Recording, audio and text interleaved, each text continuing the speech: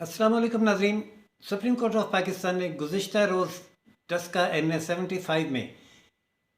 पूरे हल्के में इलेक्शन कमीशन ऑफ पाकिस्तान का फैसला, पूरे हल्के में इलेक्शन कराने का फैसला बरकरार रखते हुए असजद मली, जिनका ताल्लुक PTI से है और उस हल्के में उम्मीदवार थे, उनकी अपील मुस्तरद कर दिया, जिसके नतीजे में अब पूरे हल्के में 10 अप्रैल को दोबारा इलेक्शन होगा। नाज़रीन, ये खबर तो हो गई थी पुरानी, गुज़िश्ता रोज़ की खबर है, लेकिन जो अगली बात मैं आपको बताने चाह रहा हूँ वो यह है कि अब इलेक्शन कमीशन के करने का अगला काम क्या है, जिसका हुक्म सुप्रीम कोर्ट ऑफ पाकिस्तान ने अपने रिमार्क्स की सूरत में इलेक्शन कमीशन ऑफ पाकिस्तान को दिया है। और ये रिमार्क्स तफसीली फैसले का हिस्सा भी बनाए जाएंगे ताकि इससे सुप्रीम कोर्ट के हुक्म का दर्जा हासिल हो जाए और इलेक्शन कमीशन उस पर अमल दरामद करने का पाबंद हो। इस फैसले से क़तई नज़र भी इलेक्शन कमीशन ऑफ पाकिस्तान को क्या करना है वो इस सिलसिले में पेशबंदी कर चुका है, और वो मामला है नाजरीन 20 प्रिजाइडिंग ऑफिसर्स के अगवा का, जो पोलिंग के बाद कई घंटे तक लापता रहे, जिसमें सिर्फ 20 प्रिजाइडिंग ऑफिसर्स ही नहीं बल्कि इलेक्शन कमीशन की जानिब से जो गाड़ियाँ फराहम की गई थी, जिसमें इलेक्शन कमीशन के अमले को रिजल्ट लेकर इलेक्शन कमीशन ऑफ पाकिस्तान सूबाई दफ्तर पहुँचना था, उसके ड्राइवर्स और पुलिस स्क्वाड जिनको प्रिजाइडिंग ऑफिसर्स की हिफाजत करना थी, वो भी लापता रहे। और इन तीनों अफराद के फ़ोन एक दो नहीं कई घंटे यानी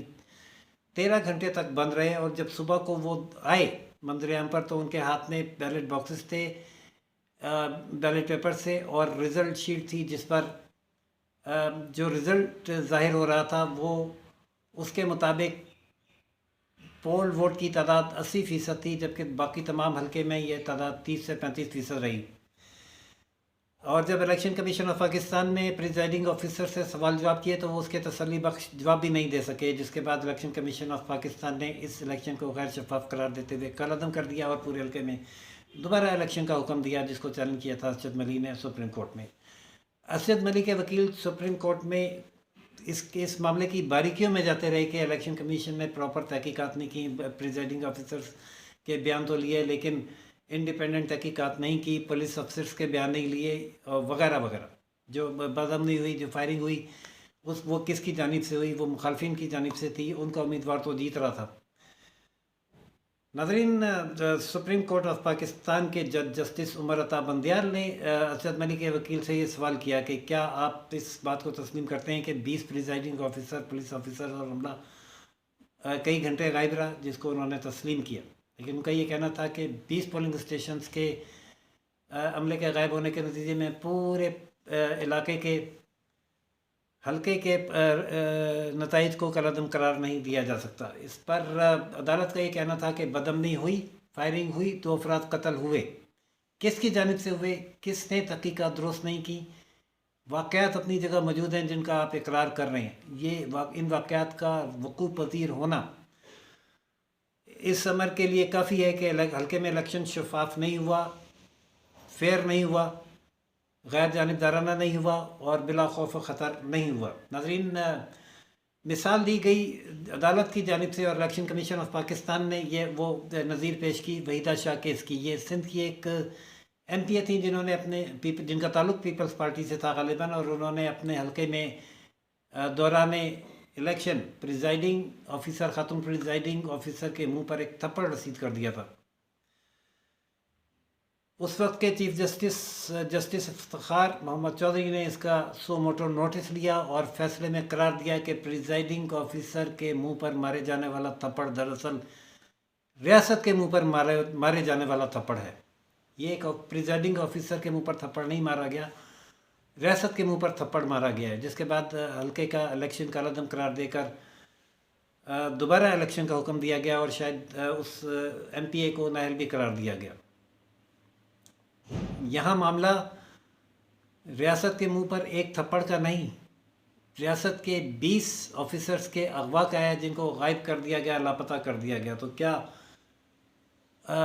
इसको हम अगर एक प्रिजाइडिंग ऑफिसर के मुंह पर थप्पड़ मारे जाने को रियासत पर थप्पड़ करार दिया गया है, तो इस अमल को हम क्या नाम दें? क्या ये रियासत के साथ इज्तिमाई ज़्यादती हुई? सख्त हो गया लफ्ज़, इज्तिमाई लाकानूनियत हुई। اگر یہ ہوئی، جو بھی ہوئی، زیادتی ہوئی یا لاقانونیت ہوئی، جس نے بھی کی اس کا تعین ہونا ضروری ہے سپریم کورٹ کے فیصلے کے مطابق، اس کے خلاف اغوا کی ایف آئی آر درج ہونا ضروری ہے، اور کار سرکار میں مداخلت الیکشن جو ہے جنرل الیکشن یہ ایک آئینی پروسیس ہے، اور آئینی پروسیس میں رکاوٹ ڈالنا دراصل آئین کو معطل کرنے یا اس کی راستے میں رکاوٹ ڈالنے کے مترادف ہے، جس پر آرٹیکل 6 کا اطلاق ہوتا ہے، اور اس کے تحت اغوا کار کے خلاف قانونی کارروائی ہونا، آرٹیکل 6 کے تحت کارروائی ہونا بھی لازمی ہے۔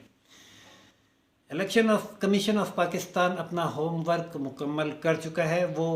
جانتا ہے کہ کس نے اغوا کیا، پریزائڈنگ آفیسرز کہاں رہے، اور کہاں ان کی مرضی کے مطابق رزلٹ تبدیل ہوا۔ میں کوشش کروں گا یہ تفصیلات حاصل کرنے کی، اور یہ تفصیلات حاصل ہو گئی مجھے تو میں آپ کو اس کی حوالے سے بھی بریکنگ سٹوری دوں گا، لیکن فی الحال یہ بریکنگ میں آپ کو بتا رہا ہوں کہ الیکشن کمیشن کا ہوم ورک مکمل ہے، اور یہ تفصیلات election commission of Pakistan supreme court میں ایک سی ایم میں دے بھی چکا ہے، لیکن جسٹس منیر اختر نے اس کو پڑھنے سے اس لیے روکا کہ جب الیکشن کمیشن آف پاکستان نے ری پول کا فیصلہ کیا پورے حلقے میں، تو اس وقت یہ facts election commission of Pakistan کے سامنے نہیں تھے، اس لیے انہوں نے ان فیکٹس کو اس اپیل میں پیش کرنے کی بھی اجازت نہیں دی، تاکہ اپیل پریجوڈس نہ ہو اور ایسے حقائق پر فیصلہ نہ ہو جو اپیلانٹ کے نالج میں نہیں تھے۔ انصاف کی یہ کسوٹی بہت باریک ہے، اور جس پر سپریم کورٹ آف پاکستان پورا اترا، اور اس نے صرف ان فیکٹس پر فیصلہ دیا کہ پولنگ ایجنٹس اغوا ہوئے تھے اور فائرنگ کے واقعات ہوئے، بدامنی ہوئی،